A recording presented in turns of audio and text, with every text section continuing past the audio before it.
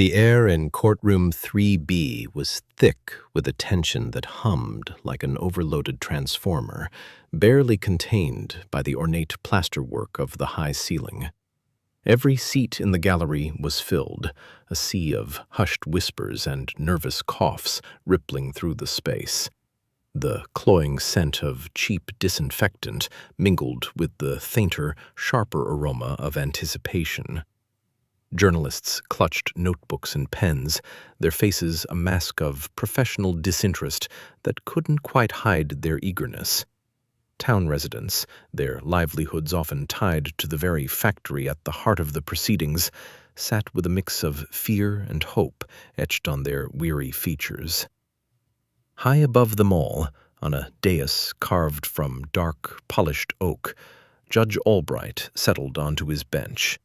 His entrance had been heralded by the bailiff's curt, "All rise," and the subsequent scrape and rustle of 100 bodies obeying. Now, seated, he seemed to embody the very essence of the law, unyielding, deliberate, and undeniably serious. His silver hair was meticulously combed, his robes a deep, unblemished black. He surveyed the courtroom with eyes that missed nothing, each glance a silent command for order. A stack of files lay open before him, precisely aligned, reflecting a mind that abhorred sloppiness as much as it did injustice. His gaze swept over the plaintiff's table, then the defense's, before settling on the poised figure of Miss Chen. Miss Chen, young but radiating a quiet confidence, rose from her seat at the plaintiff's table. Her dark suit was modest, her expression earnest. She adjusted the microphone before her, a faint metallic screech briefly jarring the courtroom's equilibrium, causing Judge Albright to flinch almost imperceptibly. He cleared his throat, a low rumble that resonated throughout the room, a clear signal for absolute silence. "May it please the court," Miss Chen began, her voice clear and steady, cutting through the residual hum of the crowd. "My name is Eleanor Chen, and I represent the plaintiffs in this case, the residents of Black Creek Valley. We are here today to present evidence that the operations of the Sterling manufacturing plant have, for decades, knowingly and negligently discharged toxic pollutants into our local environment, irrevocably damaging our land, our water, and the health of our community." She spoke with a measured cadence, laying out the foundation of her argument with methodical precision. She introduced the scientific reports, the expert testimonies, the grim statistics of rising respiratory illnesses and birth defects within the valley. The courtroom listened, rapt, as she painted a picture of a community slowly poisoned, its idyllic landscape marred by industrial waste. Just as Miss Chen was transitioning to the first of her documented exhibits, a sudden, raspy voice cut across her measured tones. "It's a sham. All of it." A ripple of shock went through the gallery. Judge Albright, who had been meticulously reviewing a document, snapped his head up, his brow furrowed in a deep V. His face, usually a study in impassivity, now showed a flicker of indignant anger. "Order! Order in the court!" he bellowed, his voice echoing with an authority that brooked no defiance. The bailiff, a burly man named Miller, was already moving towards the back row, where an older man, thin and disheveled, was struggling to rise from his seat. "They're lying to you, Judge," the man insisted, his voice cracking with a desperate urgency. He wore a faded, ill-fitting suit, and his sparse gray hair stood on end. "They're covering it all up."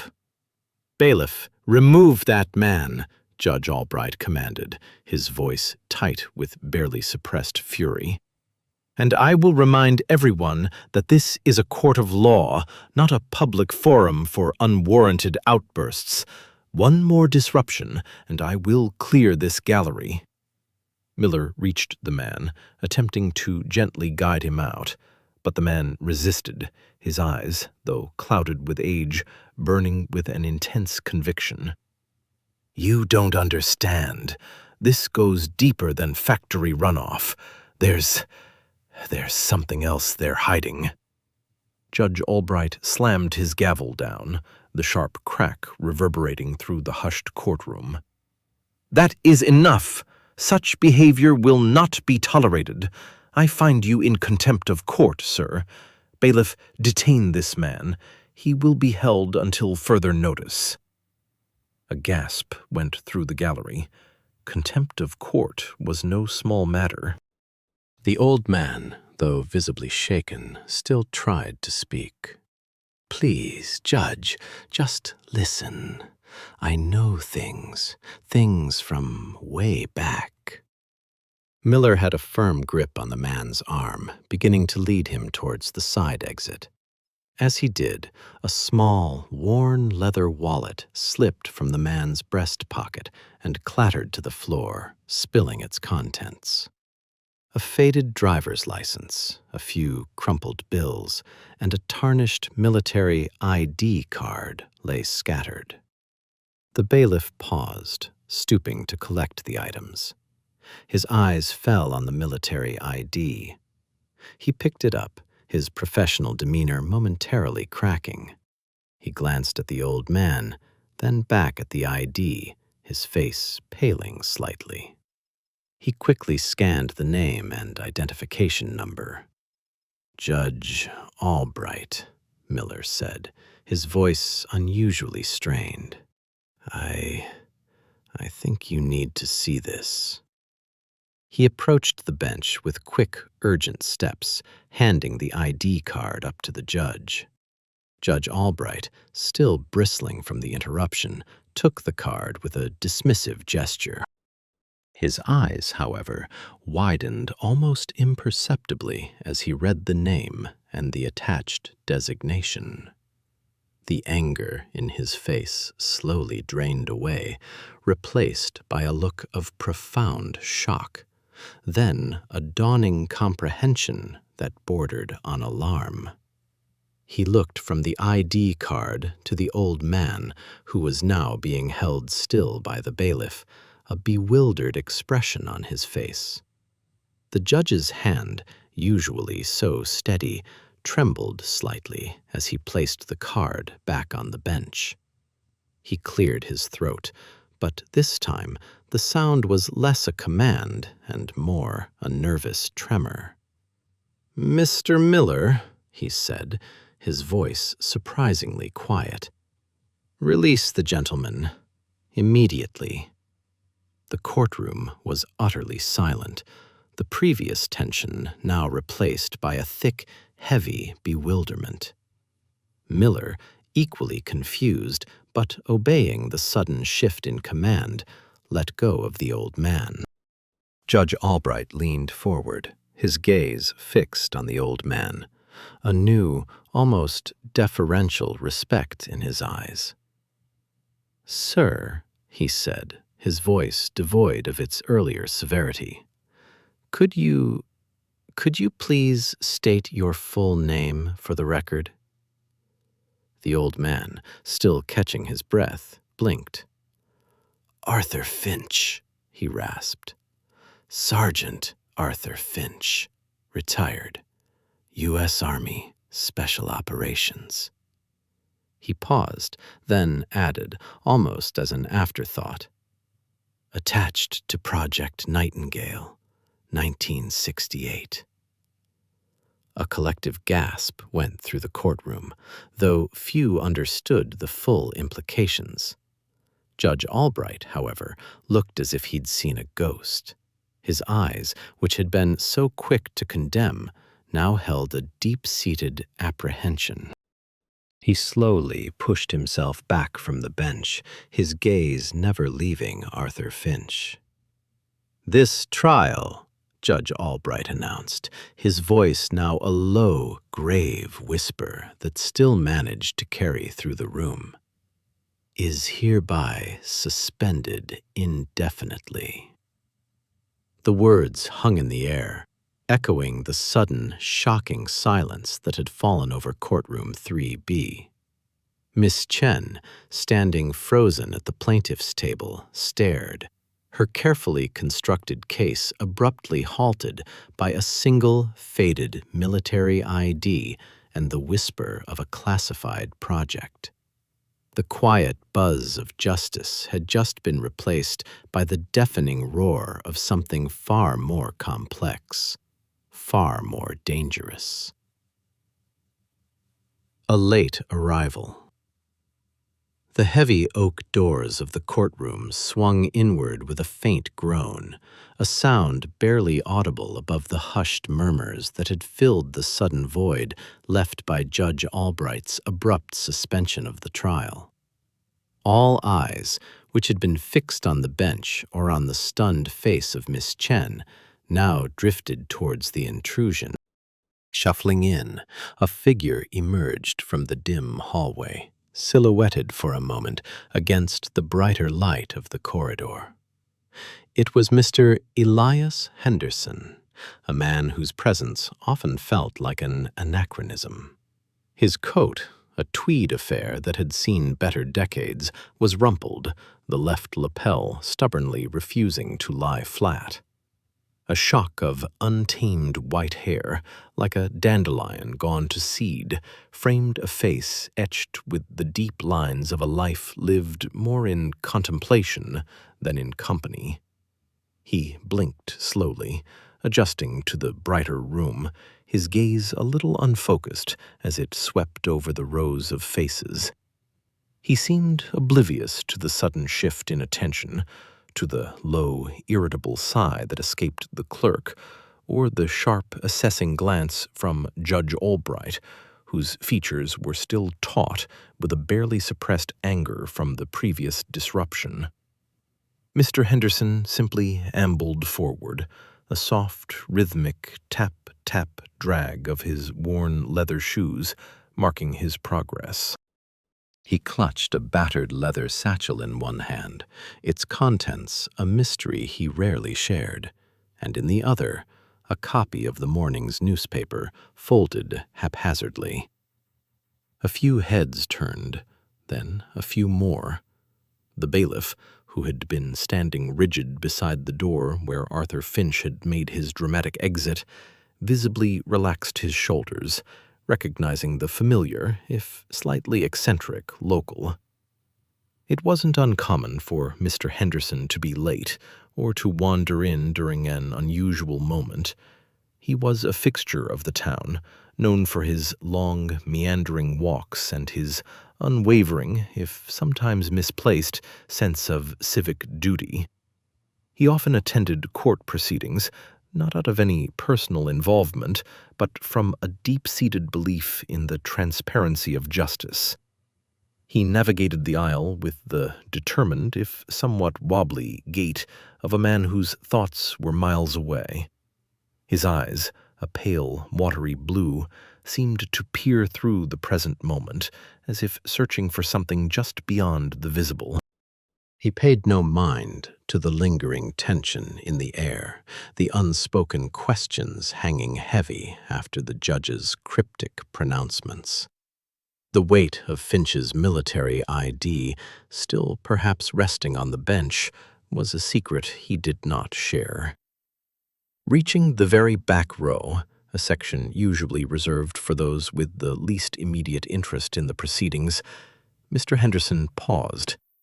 He eyed an empty wooden chair, its surface smooth and dark from years of use. With a grunt that was more breath than sound, he lowered himself onto it.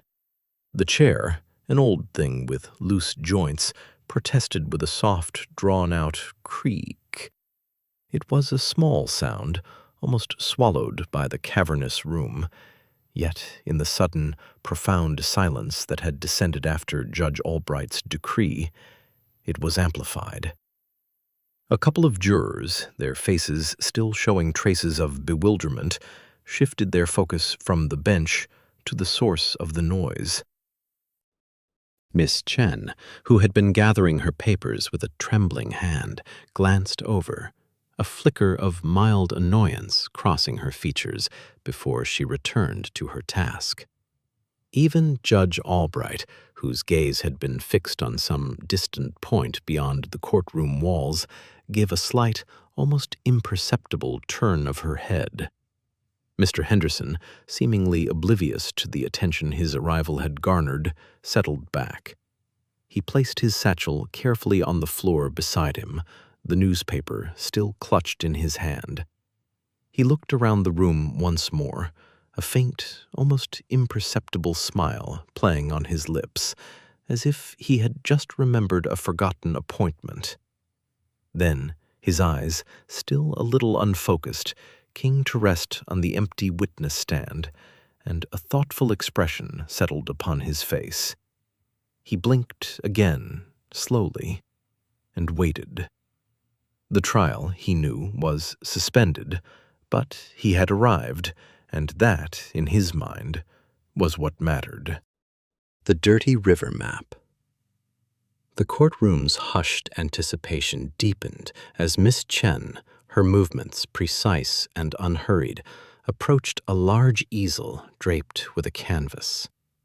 With a practiced flick of her wrist, she unveiled a map, its surface a sprawling tapestry of greens and blues, dominated by the serpentine ribbon of the Clearwater River. The map, meticulously detailed, extended from the verdant foothills where the river began, through the bustling industrial district, and finally dissipated into the sprawling wetlands further downstream. "Ladies and gentlemen of the jury," Miss Chen began, her voice clear and resonating without needing to be loud. She swept her hand across the map, indicating the river's path. "This is our Clearwater River, a vital artery, a source of life, and, as we will demonstrate, a victim." Her gaze held the jury's, her expression earnest. She moved closer to the easel, a laser pointer appearing in her hand as if by magic. A focused red dot danced across the map, tracing the river's upper reaches, pristine and unmarred. "Here," she pointed to a section just before the river snaked into a cluster of gray blocks representing buildings. "The water is pure, untouched, teeming with life." Her finger then moved down, pausing over a particularly large rectangular block marked Evergreen Chemical Plant. A collective rustle went through the gallery as the jurors leaned forward, their eyes following Belazer's journey. Miss Chen's voice took on a sharper edge, a subtle shift in tone that conveyed both urgency and concern. "And here, at the Evergreen Chemical Plant, is where the trouble begins." The red dot pulsed ominously over a series of thin red lines that branched out from the factory block, spilling into the blue of the river. "These lines," she explained, her voice now a low, deliberate cadence, "represent discharge pipes. Pipes that, for years, have been funneling industrial waste directly into the Clearwater River." She let the statement hang in the air, allowing its implications to sink in. She saw a flicker of comprehension, then dismay, on several jurors' faces. She continued, her narrative building in intensity. "What kind of waste? Heavy metals? Synthetic compounds? Byproducts of manufacturing processes designed to maximize profit with little regard for environmental impact." Her voice carried a quiet indignation that was far more effective than any shouted accusation. "This isn't just a slight discoloration, a minor inconvenience. This is a poison." Her laser pointer moved along the river's path, tracing the red lines as they merged with the blue, staining it a murky brown on the map itself. As the river flows downstream from the evergreen plant, the contamination spreads. It permeates the water, the sediment, the very ecosystem. She paused, her eyes sweeping over the jury, ensuring each member was following her vivid depiction. "Imagine," she implored, her voice softening slightly, though the underlying gravity remained. "The fish that swim through these waters, the trout, the bass, the minnows, they absorb these toxins into their bodies.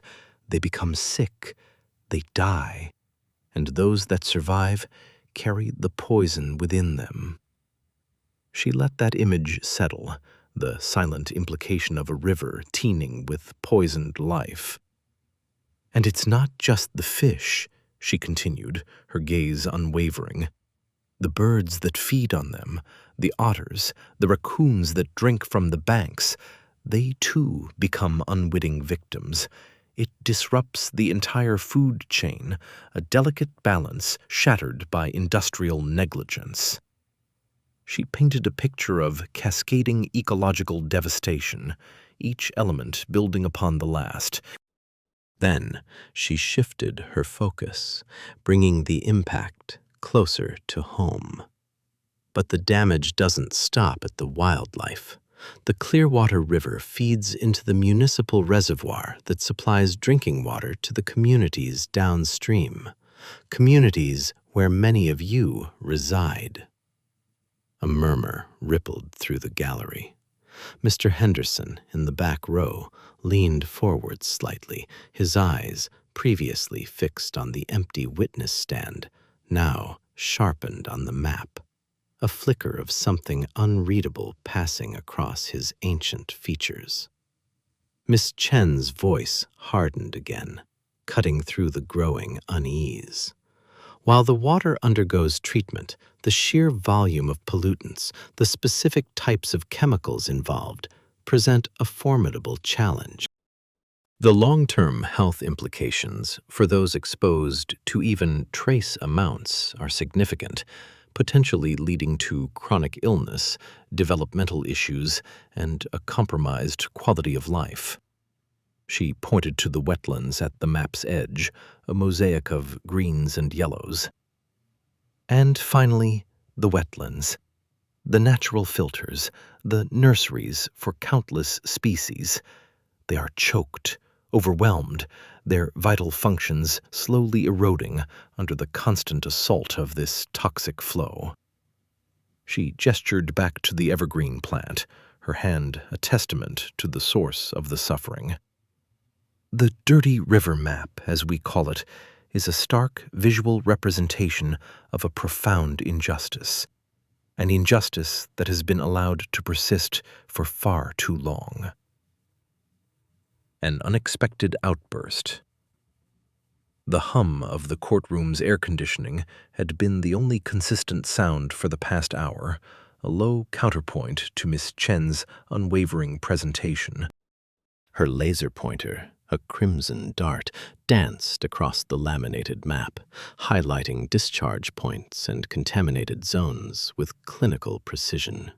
The narrative she wove was one of calculated environmental destruction, each word a brushstroke painting a grim picture of the Clearwater River's demise. The audience, a mix of journalists, environmental activists, and concerned citizens, leaned forward, captivated by the sheer weight of her evidence. Even the stoic faces of the defense team seemed to betray a flicker of disquiet. Suddenly, a creak of wood, sharp and unexpected, sliced through the air. All eyes swiveled toward the sound. In the third row, a figure was struggling to rise. It was Mr. Elias Henderson, a man whose presence in the courtroom had thus far been as unremarkable as a forgotten umbrella. He was dressed in a tweed jacket that seemed 2 sizes too big, his silver hair a wispy halo around a perpetually bewildered expression. His movements were jerky, as if his limbs had suddenly decided to operate independently. "That's not right," he called out, his voice shaky yet surprisingly loud, cutting through the polished silence of the chamber like a dull blade. The words, though simple, detonated a collective gasp. Heads snapped back and forth, a sea of bewildered faces searching for the source of the interruption. Judge Albright, a woman whose stern visage was a familiar fixture in these halls, paused mid-sip of water, her hand freezing halfway to her mouth. Her eyes, usually as unreadable as polished stone, narrowed. Miss Chen, momentarily flustered, lowered her pointer. "Objection, Your Honor," she began, though her voice lacked its usual conviction, overshadowed by the sheer audacity of the interruption. The courtroom buzzed with a sudden, agitated murmur. Security guards, previously statuesque at their posts, stirred, their gazes fixed on the elderly man. Mr. Henderson, now fully upright, swayed slightly. His eyes, though clouded by age, held a surprising intensity as they fixed on the map. "That map, it's wrong," he repeated, his voice gaining a shaky strength. A vein throbbed visibly in Judge Albright's temple. This was an affront to her courtroom, a direct challenge to the decorum she so fiercely maintained. "Sir, you are out of order!" Judge Albright's voice, now sharp as a gavel strike, echoed through the room. "One more outburst, and I will have you removed and cited for contempt." Mr. Henderson seemed to shrink under her gaze, his shoulders hunching. Yet he did not sit down. His gaze remained glued to the map, a strange mix of confusion and stubborn resolve on his face. He fumbled in his pocket, pulling out a crumpled, yellowed piece of paper. But the tributaries," he murmured, more to himself than to the court. They don't meet there. Not like that." A low groan rippled through the defense table. Their expressions ranged from barely concealed annoyance to outright disgust. This was precisely the kind of theatrics they needed to avoid. Their carefully constructed image of a responsible corporation was already under siege.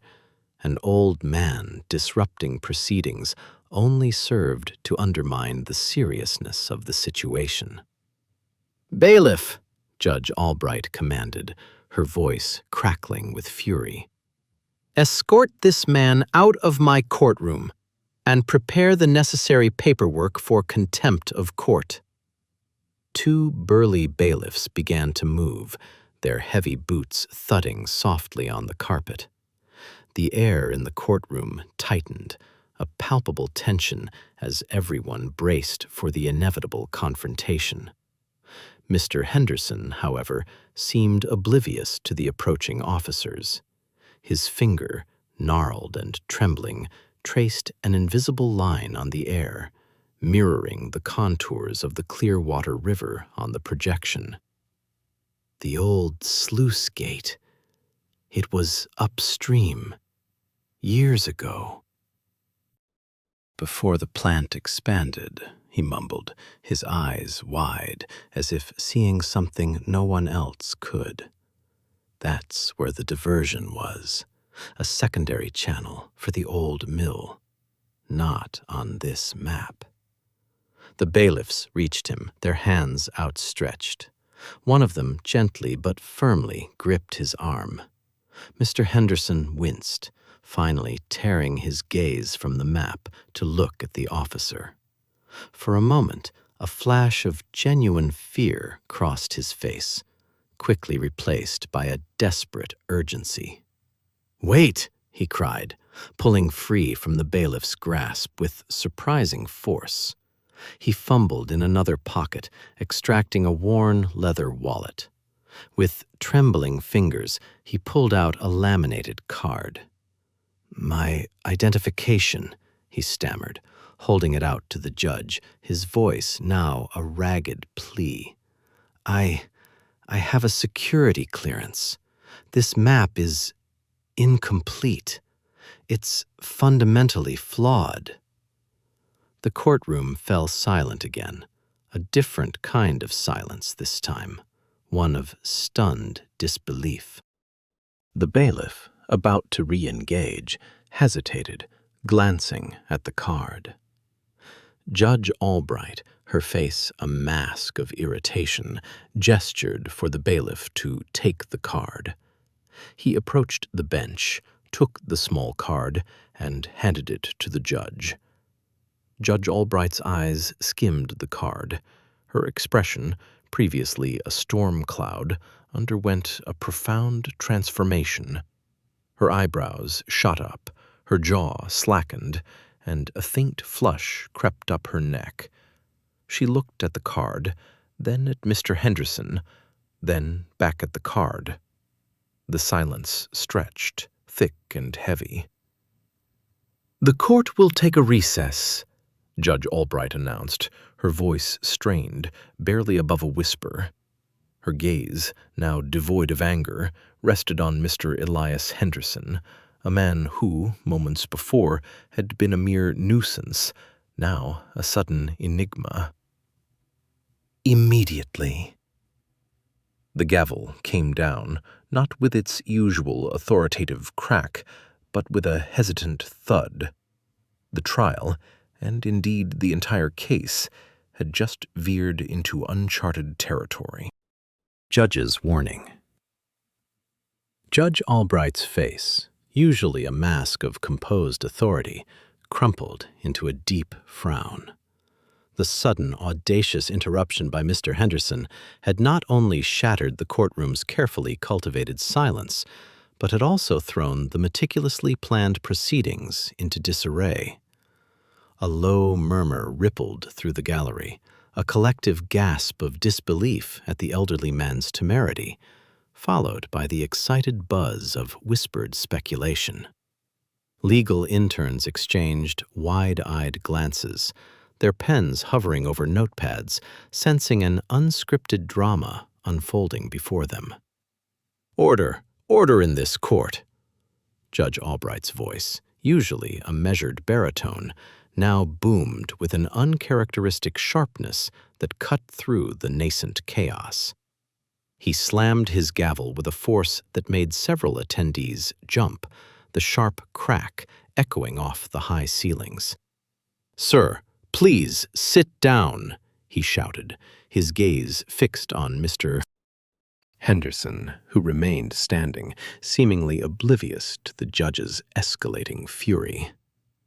The bailiff, a burly man named Peterson, moved with practiced efficiency, his hand already reaching for Mr. Henderson's shoulder, a silent warning to comply. But before Peterson could make contact, Mr. Henderson, with an unexpected agility for his age, sidestepped the bailiff and then produced a small, laminated card from his inner jacket pocket.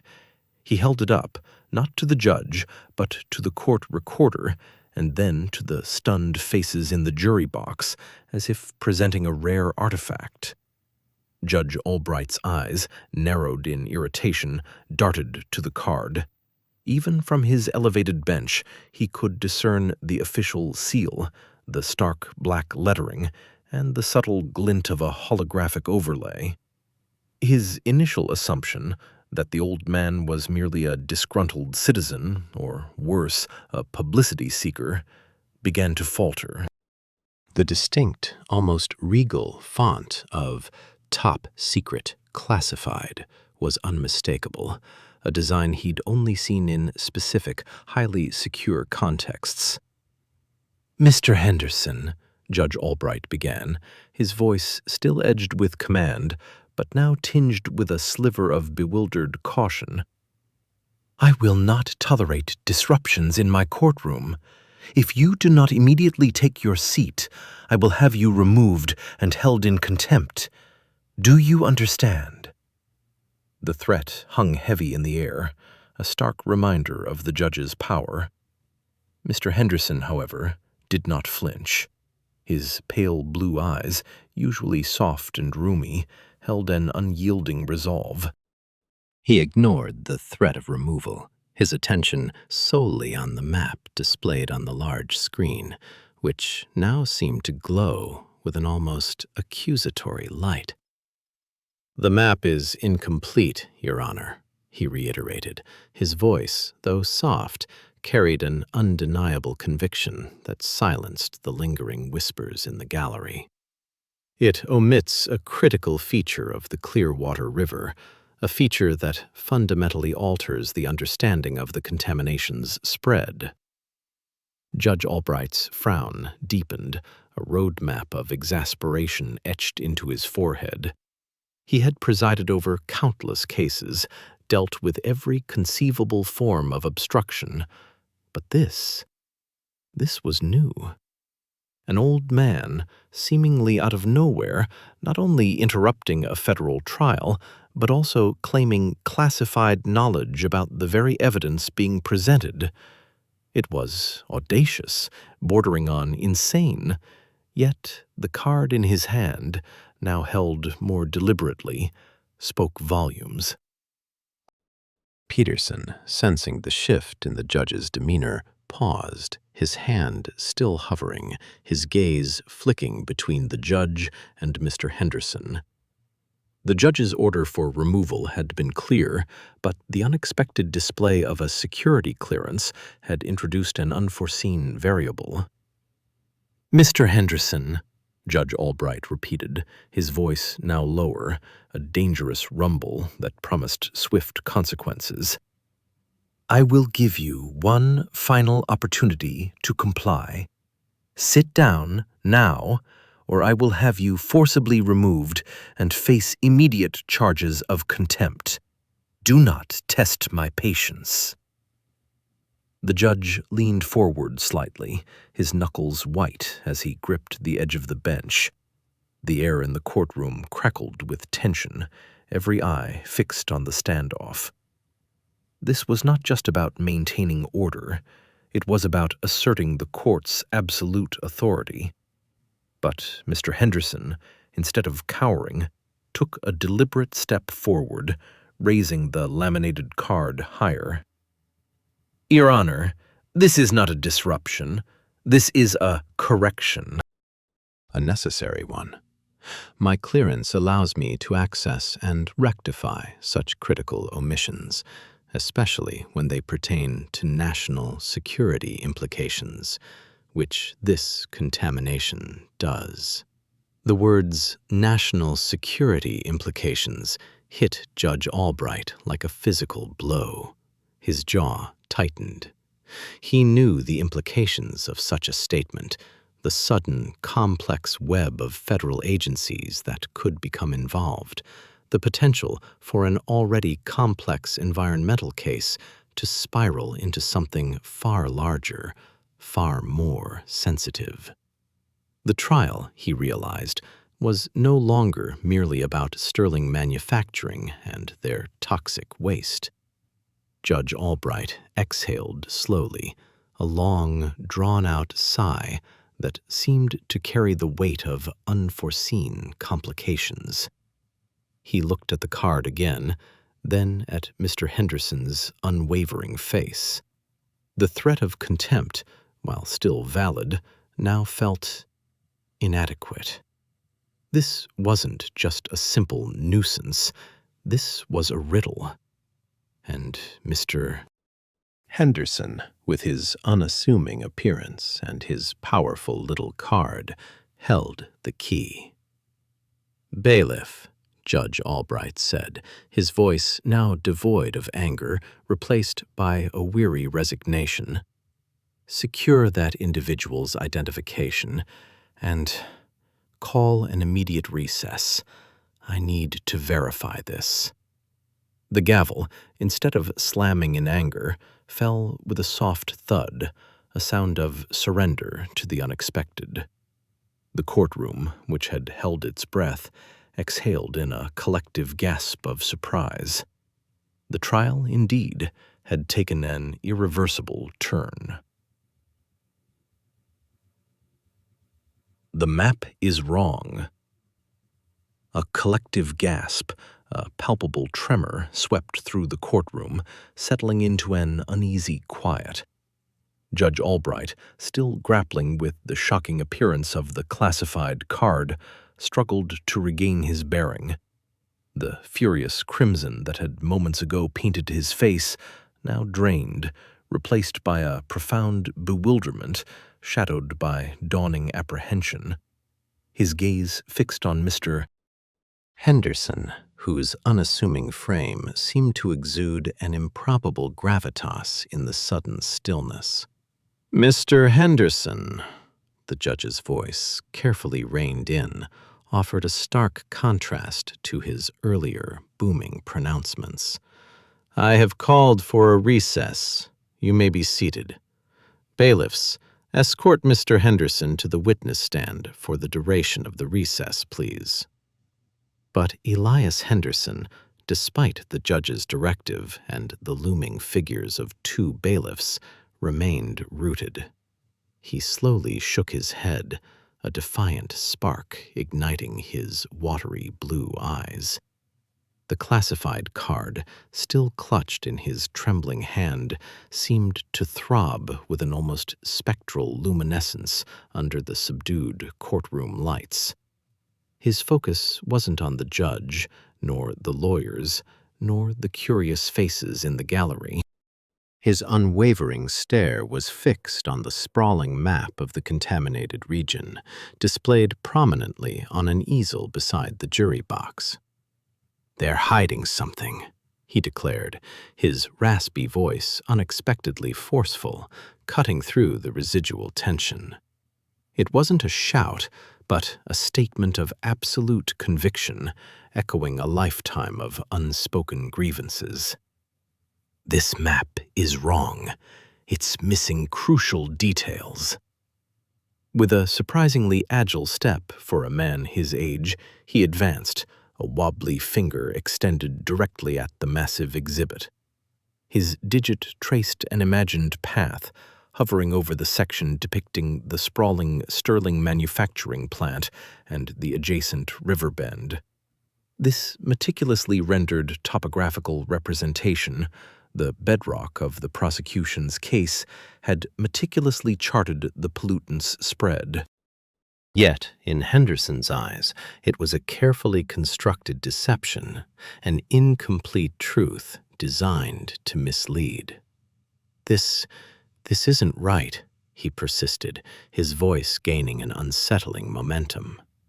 "The real extent of it, the true source, it's not shown here. They've deliberately omitted it." His gaze swept across the faces of the prosecution team, briefly settling on the defense, a profound distrust etched onto his features. "You all know it, don't you? You're all complicit in this deception." A low murmur rippled through the room. The initial shock had given way to a palpable sense of confusion and unease. Was this man a genuine whistleblower, or merely a delusional old eccentric? The classified card, however, gnawed at the edges of that doubt. Judge Albright's knuckles whitened as he gripped the gavel, not to strike, but for support. "Mr. Henderson," he interjected, his voice sharp with renewed authority, "you are out of order. You are not authorized to make such declarations in this court at this time.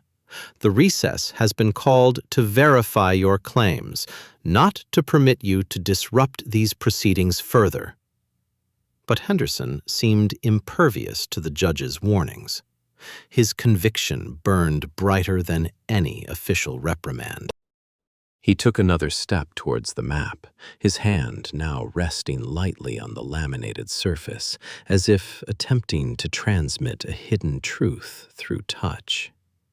The satellite imagery, the ground scans, the historical data, it all paints a different picture, he murmured, almost to himself, yet loud enough for the hushed courtroom to hear. There's a feeder channel, a diverted stream. It connects further upstream, not just the outflow pipes they're showing you. It's been there for decades. It's how they really did it, how they spread it so far, so fast, without anyone noticing until it was too late. His words hung in the air, a series of cryptic pronouncements hinting at a deeper, more insidious conspiracy. The prosecution lawyers exchanged nervous glances. The defense, initially radiating smug confidence, now looked genuinely perplexed. The jury members, previously stoic, leaned forward, their expressions a mix of curiosity and growing alarm. That channel, it goes through Project Nightingale's land, Henderson revealed, his voice dropping to a conspiratorial whisper, yet still slicing through the silence. They rerouted it, covered it up, and that map is designed to make you believe otherwise. He finally turned to face the judge, his eyes blazing with an almost righteous indignation. You can't just ignore this, Judge, not when lives are at stake, not when they're trying to bury the truth. The judge stared back, his earlier resolve wavering. The mention of Project Nightingale, coupled with the classified card, had irrevocably shifted the courtroom's atmosphere.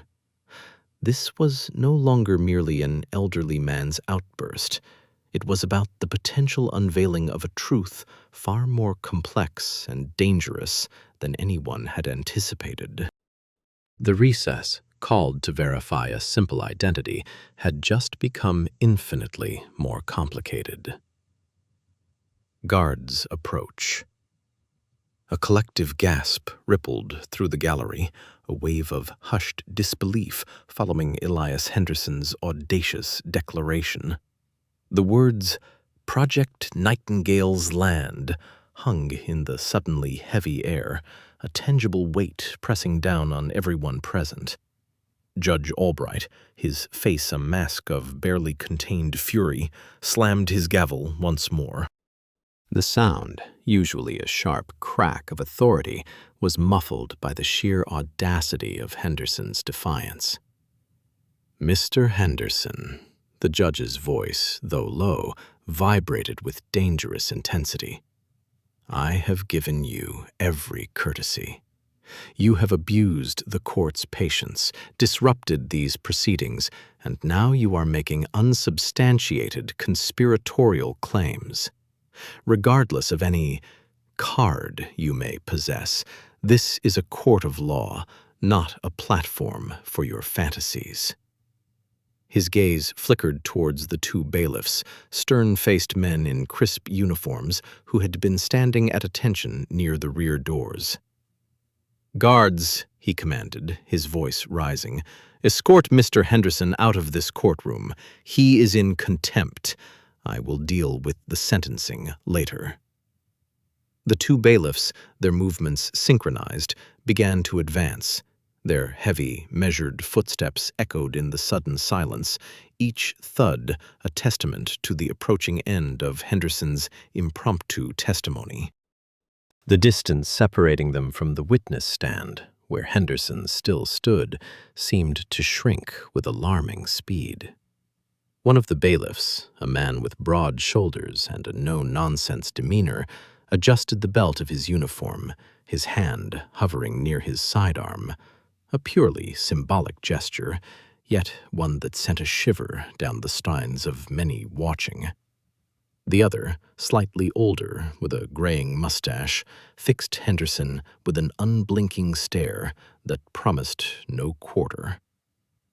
Miss Chen, who had been on the verge of rising from her seat beside the plaintiffs, sank back down, her face a canvas of alarm. Her usually sharp, composed features were etched with genuine worry. Her eyes, wide and luminous, darted between the advancing guards and Elias Henderson. She opened her mouth as if to protest, then closed it, a silent plea forming on her lips. A small, almost imperceptible tremor ran through her hands, clasped tightly in her lap. She had championed this quiet, unassuming man, believing in his earnest conviction. But now the consequences of that belief were unfolding before her, harsh and undeniable. The full weight of the judge's threat, jail for contempt, seemed to settle on her shoulders. She wanted to intervene, to shout, to do anything to stop the inevitable, but the stern authority of the courtroom held her captive. Meanwhile, across the aisle, Mr. Thorne, the lead counsel for Sterling Manufacturing, leaned back in his chair, a slow, almost imperceptible smirk playing on his lips. His eyes, usually sharp and calculating, held a glint of satisfaction. He watched the scene unfold with an air of detached amusement, as if observing a poorly orchestrated play. He crossed his arms over his chest, a picture of smug confidence. This was precisely the outcome he had anticipated, perhaps even subtly encouraged. Henderson's outburst, far from being a setback, was merely another inconvenient fly to be swatted away, another crackpot theory to be dismissed before the real work of dismantling the plaintiff's case could continue. The Project Nightingale claim to Thorne was just the final ridiculous flourish of a desperate old man. He spared a quick glance at the judge, a silent acknowledgment of the swift justice being meted out, then returned his gaze to Henderson, a silent triumph in his eyes. The guards were now just a few feet from the witness stand, their shadows falling over Henderson. The air crackled with anticipation, a palpable tension as the courtroom braced itself for the imminent confrontation. Henderson, however, remained rooted to the spot, his posture unwavering, his gaze still fixed on the judge, a strange, resolute calm emanating from him, even as the strong arms of the law prepared to take hold. Contempt of court. The sharp crack of Judge Albright's gavel reverberated through the courtroom, a sound like a rifle shot that silenced every whisper, every rustle. His face, usually a study in measured solemnity, was now a mottled crimson, veins throbbing faintly at his temples. He leaned forward, knuckles white, as he gripped the gavel, his gaze locked on Elias Henderson. "Contempt of court!" he bellowed, the words echoing off the high ceilings. "Mr. Henderson, I have extended every courtesy. I have tolerated your outbursts, your unsubstantiated claims, and your blatant disregard for proper procedure. But this obsession with Project Nightingale, and now defying a direct order from the bench, it ends here." The two bailiffs, burly figures in dark uniforms, advanced on Henderson. Miss Chen half rose from her seat, a choked sound escaping her lips. But Mr. Thorne merely smirked, a self-satisfied curl to his thin mouth. He adjusted his tie, clearly relishing the spectacle. Henderson, however, remained impassive, his blue eyes holding a strange, distant glint. He didn't resist as the bailiffs flanked him, their hands hovering near his arms. "Take him," Judge Albright commanded, his voice still tight with fury. "Take Mr. Henderson to the county jail. He will spend the night reflecting on his behavior, and we will reconvene tomorrow morning for sentencing regarding this contempt. Perhaps a night in a cell will remind him of the respect due to this court." A collective gasp rippled through the gallery. Jailing a witness, an elderly man no less, was an extreme measure, even in this already tumultuous trial. The bailiffs began to guide Henderson towards the double doors at the back of the courtroom. As they moved, a soft sigh escaped Henderson's lips, almost inaudible amidst the tension. He glanced back at Judge Albright, a faint, almost imperceptible shake of his head. "Just tell them about Project Nightingale," Henderson mumbled, his voice carrying only to those closest to him, a low, gravelly whisper that held an odd resignation. It wasn't a plea, but a statement of fact, as if the secret he held was an undeniable truth that would eventually surface, regardless of his immediate fate. One of the bailiffs, a younger man with a neatly trimmed beard, paused, looking momentarily confused by the old man's words. The other, older and more seasoned, simply tightened his grip, urging Henderson forward. They were just steps from the doors when a sudden, urgent voice cut through the air. "Your Honor, a moment, please!" All eyes snapped to the source. It was a woman, perhaps in her early 30s, dressed in a sharply tailored dark suit. She stood by the prosecution's table, holding a small, official-looking device in her hand, her expression a mix of urgency and disbelief. She wasn't part of the regular court staff. She was an aide to a senior prosecutor who had been observing the trial. Judge Albright, still bristling, glared at her. "What is it, Ms. Reynolds? This court is in recess, and Mr. Henderson is being removed." "Your Honor," she stammered, her gaze darting from the device to Henderson, then back to the device. I just ran Mr. Henderson's ID through the federal database, the one he presented to gain entry earlier." She held up the small plastic card, which had been dismissed as a curiosity when he first presented it. It's legitimate, and it's not just a standard military ID." A sudden hush descended, deeper and more profound than before. Mr. Thorne's smirk vanished, replaced by a frown of confusion. Miss Chen's eyes widened, a flicker of understanding dawning. "What are you implying, Ms. Reynolds?" Judge Albright's voice was now tinged with an unfamiliar caution, his anger momentarily eclipsed by a burgeoning sense of unease. "His security clearance, Your Honor," she continued, her voice gaining strength, albeit still laced with astonishment. "It's exceedingly high, and it's flagged with a specific code, a code that indicates involvement in highly classified projects. One of those projects is listed as Project Nightingale." The name, spoken by someone else, someone official in this context, hung in the air like a sudden, chilling frost. Judge Albright's face went from crimson to a pale gray. He stared at Henderson, who had stopped moving, his blue eyes now fixed on the judge with a knowing, almost pitying expression. The bailiffs, sensing the shift in atmosphere, released their grip, stepping back slightly. "Recall, Mr. Henderson," Judge Albright said, his voice barely above a whisper, the gavel lying inert on the polished wood. "Immediately. And everyone in this courtroom, remain exactly where you are.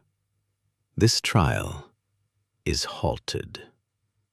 The words hung heavy, signaling not just a pause, but a fundamental alteration of everything that had come before.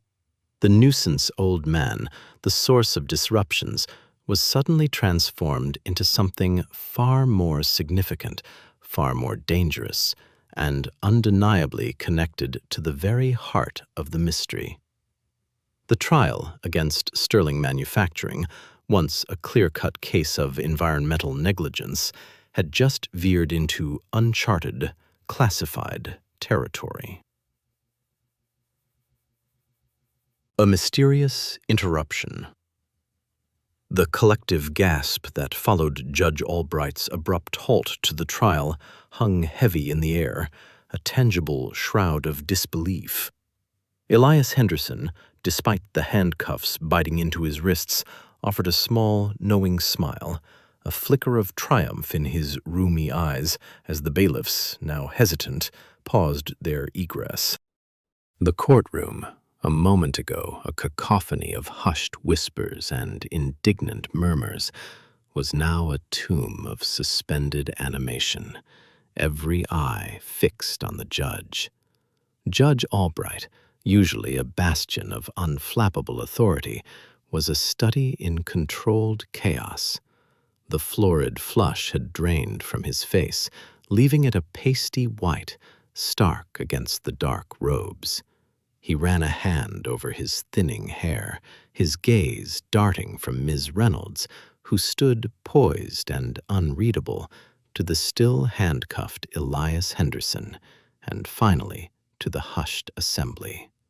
The gavel, which had been raised in judgment, now lay inert before him, a symbol of his momentarily fractured power. "Court is recessed." Judge Albright's voice, usually a booming pronouncement, was a strained whisper, barely audible above the ringing silence. "Indefinitely." Before the murmurs could fully erupt into questions, a new disturbance rippled through the courtroom.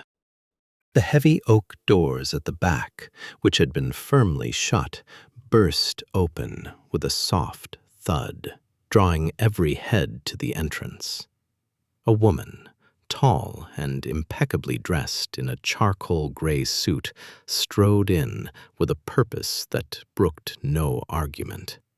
Her silver hair, pulled back in a severe chignon, gleamed under the fluorescent lights, and her sharp, intelligent eyes swept over the room, betraying not an ounce of surprise at the sudden halt in proceedings.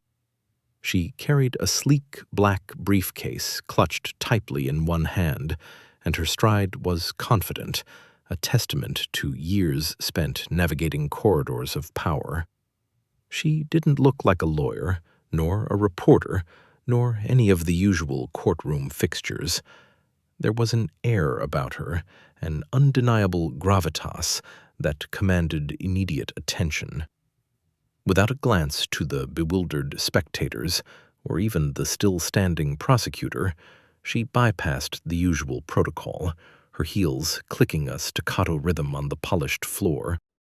Her gaze was locked on the judge's bench, a silent, urgent message passing between her and the court clerk, a nervous young man named David, who usually communicated only in hushed tones and hurried scribbles. She didn't speak a word as she reached the clerk's table.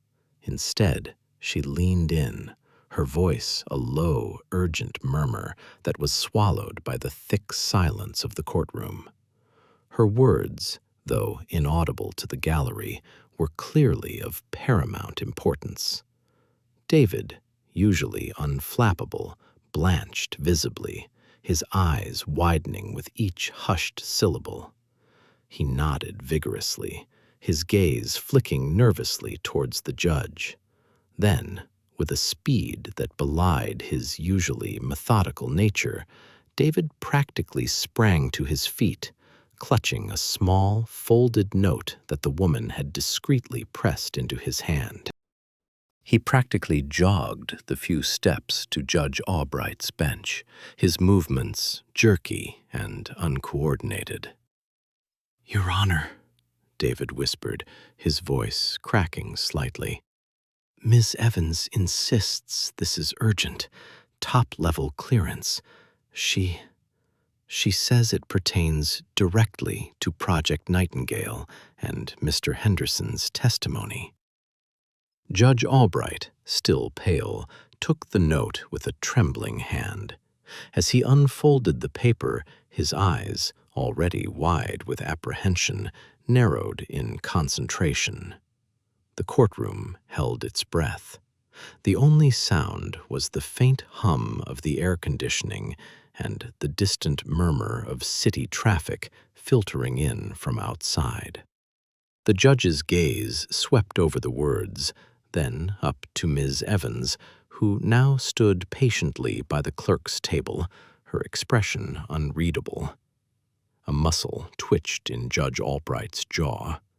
He looked at Elias Henderson, still surrounded by the uncertain bailiffs, then back to the note, a profound disquiet settling over his features. The authority that had been so central to his being seemed to waver, replaced by a deep-seated unease. The courtroom, once a stage for justice, had become a crucible of classified secrets, its future entirely unknown. The halt.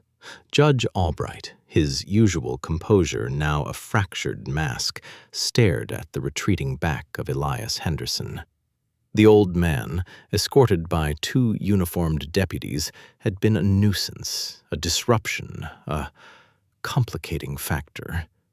Albright had been moments away from holding him in contempt, from issuing a stern, unyielding sentence that would have seen Henderson cooling his heels in a cell. The sheer audacity of the man, the knowing smirk he'd offered as he was led away, had grated on the judge's last nerve. Then David, the court clerk, a man whose every movement usually exuded quiet efficiency, approached the bench with an almost imperceptible tremor in his hand. He held out a small, unassuming identification card. Albright, still bristling from the encounter with Henderson, took it with a dismissive flick of his wrist. He expected another one of Henderson's absurd, handwritten manifestos, perhaps a plea for a better brand of coffee in the holding cells. But as his gaze fell upon the laminated surface, his eyes, usually narrowed in judicial scrutiny, opened very wide. The color drained from his face with an alarming swiftness, leaving his complexion ashen, almost translucent under the harsh courtroom lights. The card was thicker than a standard ID, its texture subtly different, and the emblem in the corner, a stylized nightingale entwined with a military insignia, sent a chill down his spine. This wasn't a local library card, nor was it a senior citizen's discount pass. The classification level stamped boldly beneath a blurred photograph of a much younger Elias Henderson made his throat constrict. "Wait!" Judge Albright's voice, usually a measured baritone, cracked on the single syllable. It was sharp, cutting through the murmuring aftermath of Henderson's exit. "Bring that man back, now!" The command, so utterly unexpected, reverberated through the silent courtroom. Attorneys paused mid-whisper. Jurors shifted uneasily, and the gallery collectively held its breath. It was a complete reversal, a jarring pivot from the firm dismissal just moments before. The judge, a man known for his unwavering authority, was visibly shaken. His hand, still clutching the card, trembled slightly. The 2 guards, halfway to the double doors leading to the holding cells, exchanged bewildered glances. They had been following standard procedure, ready to deposit the troublesome old man and return to their posts. Now they were being commanded to reverse course. Confused, but instinctively obedient to the judge's sudden, vehement order, they turned. "Sir?" one of the deputies ventured, his voice a low rumble. "Don't sir me, just bring him back," Albright practically bellowed, gesturing wildly with the card. The usual judicial decorum had vanished, replaced by an urgent, almost desperate plea. Elias Henderson, who had been shuffling along, his shoulders slightly stooped, stopped. He turned, a faint, almost imperceptible smile playing on his lips. He hadn't resisted the initial escort, nor did he resist the abrupt reversal. He simply allowed himself to be turned around, his eyes meeting Albright's across the suddenly vast expanse of the courtroom. There was no defiance in his gaze, no anger, only a quiet, knowing understanding that sent another shiver down the judge's spine. The deputies, still bewildered, guided Henderson back towards the front of the courtroom. The clinking of his handcuffs, a detail Albright hadn't noticed before, now seemed deafening in the profound silence. Henderson walked with a slow, deliberate pace, his gaze sweeping across the faces of the stunned spectators, the bewildered jurors, and the slack-jawed legal teams. He seemed to relish the sudden shift in dynamics, the palpable tension that had replaced the earlier dismissive atmosphere. As he reached the railing separating the public seating from the court, the deputies hesitated. Should they bring him into the well of the court, typically reserved for counsel and witnesses? Albright, still pale, waved them forward impatiently. "No, no, closer! Bring him right up here," he ordered, his voice still hoarse with a mixture of shock and dawning realization. Henderson was led to a spot directly in front of the judge's bench, much closer than any defendant or witness had been positioned all day. He stood there, an enigmatic figure in his rumpled suit, his eyes suddenly sharp and intelligent, fixed on Judge Albright. The small card was still clutched in Albright's hand, a silent testament to the seismic shift that had just occurred in the trial of Sterling Manufacturing. Project Nightingale. The name echoed in Albright's mind, a forgotten whisper from a past he thought was buried, now resurrected by an old man and a small piece of plastic. The entire courtroom seemed to hold its breath, waiting for an explanation, for a clarification of this utterly unprecedented interruption. But Albright offered none, his gaze locked with Henderson's, a silent conversation passing between them that no one else could decipher. The Black Creek Valley pollution trial, a case that had dragged on for weeks, had just taken an unimaginable turn, all because of an old man, a mysterious card, and a classified project that had suddenly, violently, crashed into the mundane world of civil litigation. A secret revealed. The courtroom buzzed with 1,000 hushed questions, all eyes fixated on Judge Albright's ashen face. The previously stoic figure now seemed to sag, his gaze flickering from the empty spot where Elias Henderson had been moments ago to the classified ID card still clutched in his trembling hand. A palpable tension, thick and suffocating, descended upon the room, replacing the earlier chaos with an unnerving silence. Then, with a rustle of silk, the important lady, her identity still a mystery to most, glided toward the bench. Her expression, previously impassive, now held a glint of urgent purpose.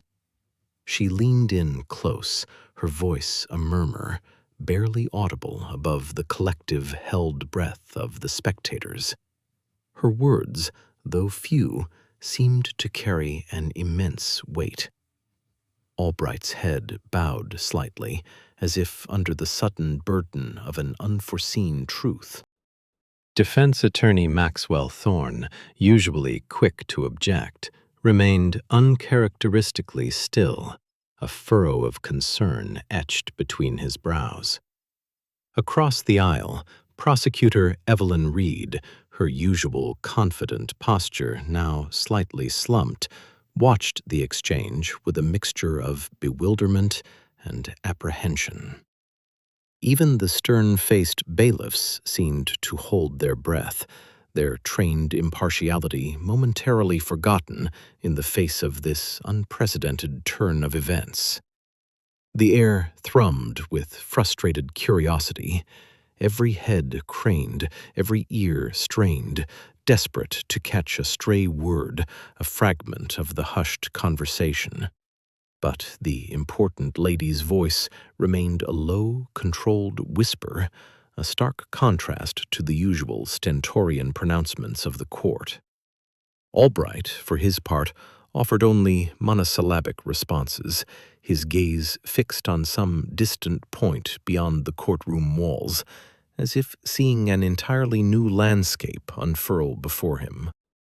The only sound was the faint, rhythmic click of the court reporter's fingers, a lonely testament to the official record continuing amidst the unfolding mystery. The exchange lasted only a few minutes, yet it felt like an eternity. Finally, the important lady straightened, offering Judge Albright a look that was less a command and more a solemn understanding. She then retreated as silently as she had arrived, her presence leaving an indelible mark on the suddenly fragile atmosphere of the court. Judge Albright slowly, deliberately, placed the classified ID card onto his bench. He took a deep, shuddering breath, then another, as if trying to steady himself against an internal tremor. He cleared his throat, the sound a surprisingly loud croak in the hushed chamber. The gavel lay untouched, its power momentarily eclipsed by the gravity of the moment. "This trial," Judge Albright began, his voice raspy, completely devoid of its former authority, "is hereby halted." A collective gasp rippled through the courtroom.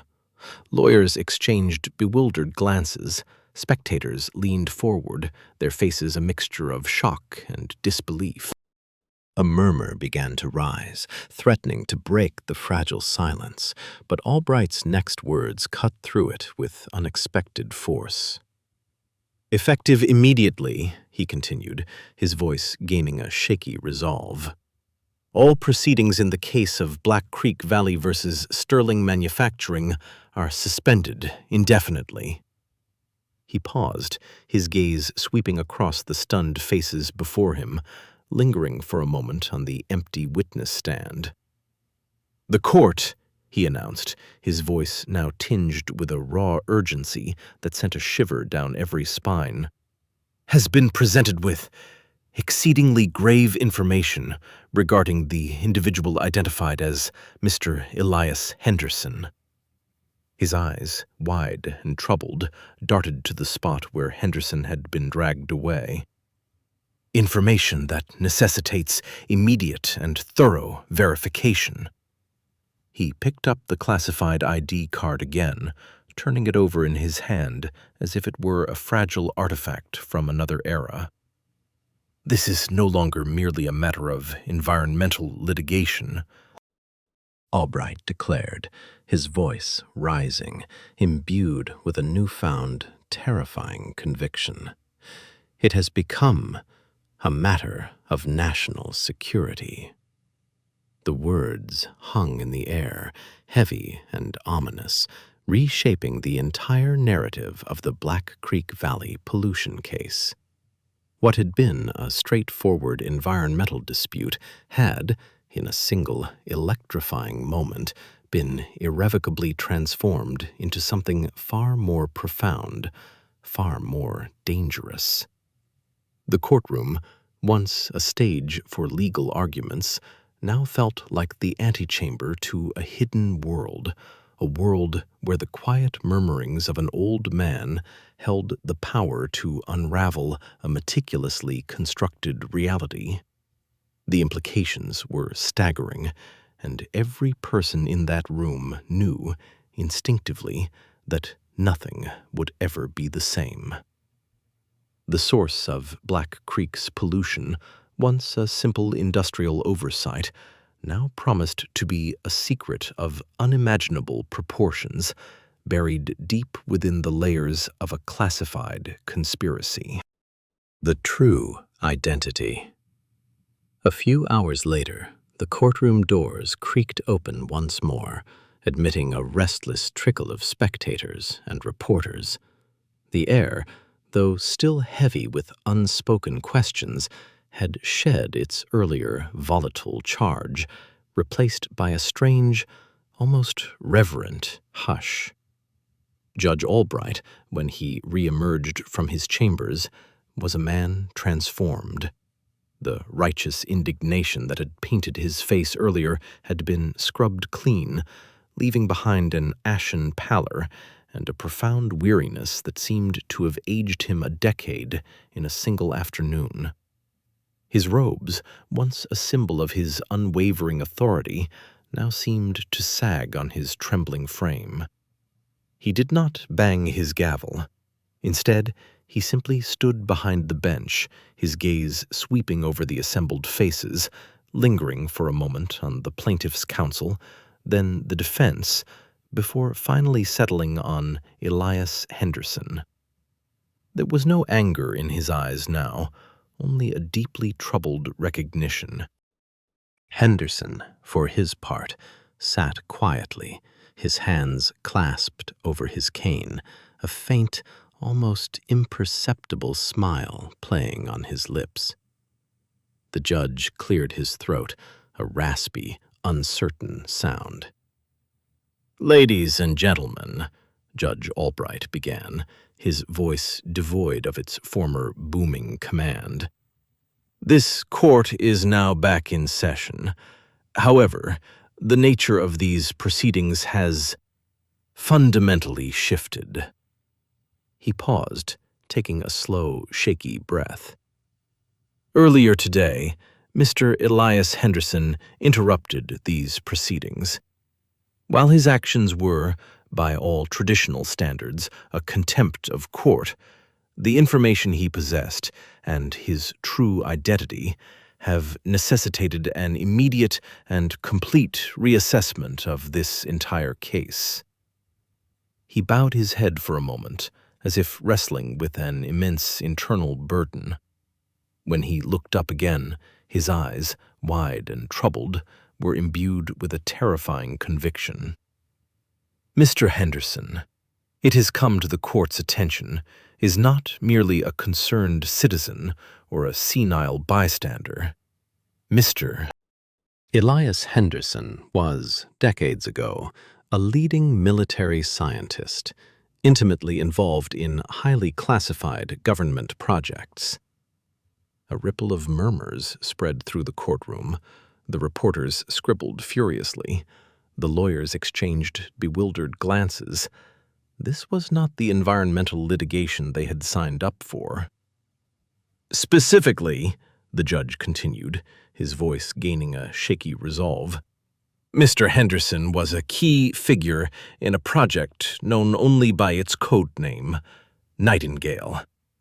This project involved the establishment of a clandestine military research facility deep within what is now known as the Black Creek Valley." He gestured vaguely towards the plaintiff's table. "The map presented by the defense, outlining Sterling Manufacturing's property and its infrastructure, while accurate for the factory itself, is incomplete. It fails to account for a network of highly specialized, classified piping that was part of Project Nightingale's infrastructure." The court held its breath. This was the crux of Henderson's earlier, seemingly nonsensical claims. "This facility, Project Nightingale," Judge Albright explained, his gaze now fixed on the defense attorney, had its own advanced water treatment and disposal systems, systems designed to handle particularly unique contaminants associated with military research. These pipes, laid long before Sterling manufacturing ever broke ground, were never decommissioned or fully charted on public records.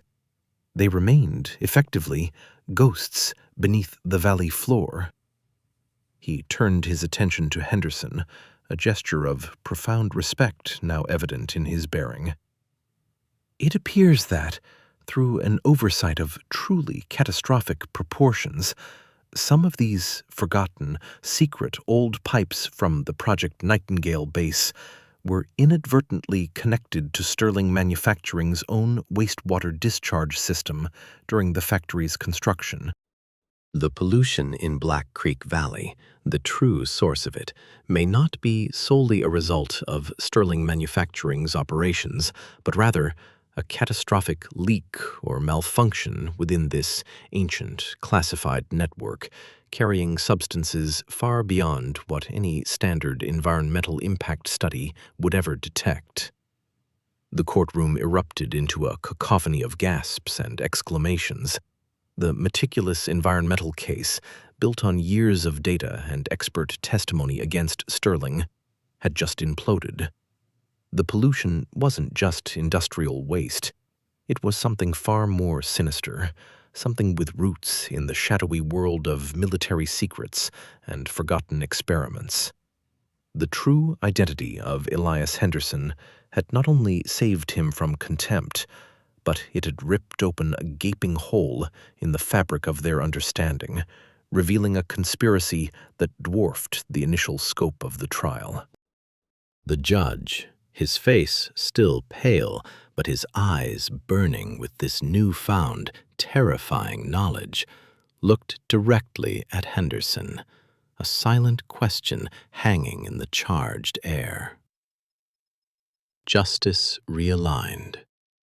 The courtroom, once a theater of predictable legal maneuvering, now hummed with a different kind of energy, a disquieting current that had nothing to do with law and everything to do with the unknown. Judge Albright, her face etched with a newfound gravity that seemed to have aged her decades in mere hours, surveyed the stunned faces before her. Her earlier weariness had been replaced by a terrifying conviction, born from knowledge too vast and unsettling for the confines of a civil court. The environmental lawsuit against Sterling Manufacturing, a case she had presided over for months, had just been vaporized, replaced by the chilling specter of a national security incident. Miss Chen, who moments before had been meticulously adjusting her notes, now sat rigidly upright, her pen forgotten. The trajectory of her entire case had just been irrevocably altered. The seemingly impenetrable wall of Sterling Manufacturing's corporate denial had crumbled, not under the weight of her evidence, but under the seismic revelation of Project Nightingale and its phantom piping. The pollution in Black Creek Valley, the source of her righteous indignation, was no longer merely industrial runoff. It was a cocktail of military-grade contaminants, a truth far more sinister than she had ever imagined. The playing field had not just leveled, it had been completely upended, granting her an unexpected and formidable advantage. She now held the key to a far greater mystery, one that would redefine justice for Black Creek Valley. Across the aisle, Mr. Thorne, Sterling Manufacturing's lead counsel, looked as though he had been struck by lightning. His usual composure, a fortress of practiced indifference, had utterly collapsed. His jaw hung slack, his eyes wide and unseeing, fixed on some distant, unimaginable point. The meticulous defense he had constructed, brick by painstaking brick, had been reduced to rubble by a seemingly senile old man and a whispered, cryptic project name. The sheer audacity of the revelation, the complete dismemberment of his carefully crafted narrative, had left him speechless, stripped of all legal artifice. The corporate titan he represented, once a convenient villain, was now merely a conduit for something far more powerful, far more dangerous. Judge Albright cleared her throat, the sound unusually sharp in the hushed chamber. Given the extraordinary and profoundly disturbing information presented to this court, she began, her voice steady despite the tremor in her hands, it is clear that the nature of these proceedings must fundamentally shift. The scope of inquiry has expanded exponentially, transcending the initial parameters of an environmental lawsuit. She paused, her gaze sweeping over the bewildered faces, finally resting on the figure of Elias Henderson. Mr. Henderson, who had been relegated to a seat in the gallery, no longer appeared to be the eccentric nuisance of earlier days. The dismissive glances and exasperated sighs that had once followed his interruptions were gone, replaced by gazes of awe and, in some cases, apprehension. He sat quietly, his hands clasped, a faint, almost imperceptible smile playing on his lips, as if he had known this moment was inevitable all along. His crumpled suit and disheveled appearance now seemed less a sign of neglect and more a disguise, a deliberate cloak for a man of profound and dangerous knowledge. Mr. Henderson, Judge Albright continued, her voice softening, a note of profound relief mingling with the underlying tension. This court owes you a debt of gratitude. Your intervention, initially perceived as disruptive, has proven to be nothing less than crucial. You have prevented a grave miscarriage of justice, not only for the residents of Black Creek Valley, but, as it now appears, for the nation itself. A ripple of murmurs spread through the gallery. The man they had all dismissed, mocked even, was now being lauded by the highest authority in the room. The transition in perception was instantaneous and absolute. He was no longer a problem to be managed, but a prophet, a reluctant hero who had unveiled a truth too terrible to ignore. His cryptic references, once dismissed as the ramblings of a confused mind, were now understood as vital clues, fragments of a much larger, darker mosaic. Miss Chen glanced at Mr. Henderson, a complicated mix of emotions swirling within her. Frustration at his earlier disruptions mingled with a dawning respect for his unwavering resolve. He had seen past the legal charade, past the corporate smokescreen, and straight to the heart of the matter. Her initial annoyance morphed into grudging admiration, then into a profound sense of indebtedness. Her case had just been handed a weapon she never knew existed. Mr. Thorne, still reeling, managed to push himself upright, his face pale. His eyes, though still wide, now held a flicker of something akin to fear. The implications of Project Nightingale, the unrecorded piping, the military-grade contaminants, they painted a picture far beyond the scope of his corporate liability. He was no longer defending a company against an environmental claim. He was now unwittingly entangled in a conspiracy of national proportions, and his client, Sterling Manufacturing, was merely a pawn in a game he couldn't even begin to comprehend. Judge Albright struck her gavel, a resounding crack that cut through the renewed murmuring. This trial, as originally constituted, is hereby adjourned indefinitely. Further proceedings will be conducted under vastly different protocols, with the involvement of federal agencies and classified information. All present are advised that the information revealed today is of the highest sensitivity. Any unauthorized dissemination will carry severe legal consequences. Her gaze lingered on Mr. Thorne, a silent warning passing between them. The courtroom, once a public forum, was now on the precipice of becoming a sealed chamber, its doors closing on a secret that threatened to engulf them all.